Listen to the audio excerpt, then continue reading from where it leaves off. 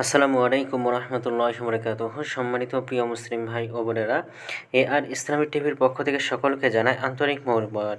আজকে আপনাদের মাঝে আলোচনা করব 5 ওয়াক্ত নামাজের সময়সূচি, তাহাজ্জুদ সেহরির শেষ সময়, ইশরাক চাস্তের নামাজের সময়সূচি, ইফতারের শেষ সময়, নামাজের নিষিদ্ধ ওয়াক্তসমূহ, সূর্যোদয় সূর্যাস্তের সময়সূচি, প্রত্যেকটা জেলা বিভাগগুলো নামাজের সময়সূচি। তো আজকে বুধবার 2 জুলাই 2025 ইংরেজি 18ই আষাঢ় 1432 বাংলা 6 মুহররম 1447 হিজরি ঢাকার মতো পার্শ্ববর্তী এলাকার নামাজের সময়সূচি তুলে ধরছি। তারপরে অন্য জেলা বিভাগগুলো নামাজের সময়সূচি তুলে ধরব।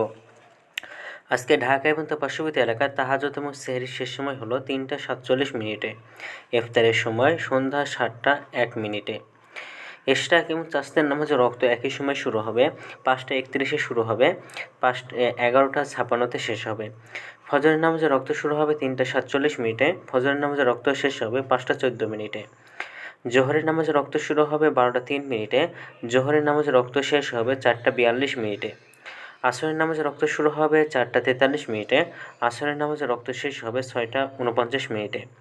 মাগরিবের নামাজের রক্ত শুরু হবে 6টা 51 মিনিটে, মাগরিবের নামাজের রক্ত শেষ হবে 8টা 16 মিনিটে। এশার নামাজের রক্ত শুরু হবে 8টা 17 মিনিটে, এশার নামাজের রক্ত শেষ হবে 3টা 46 মিনিটে।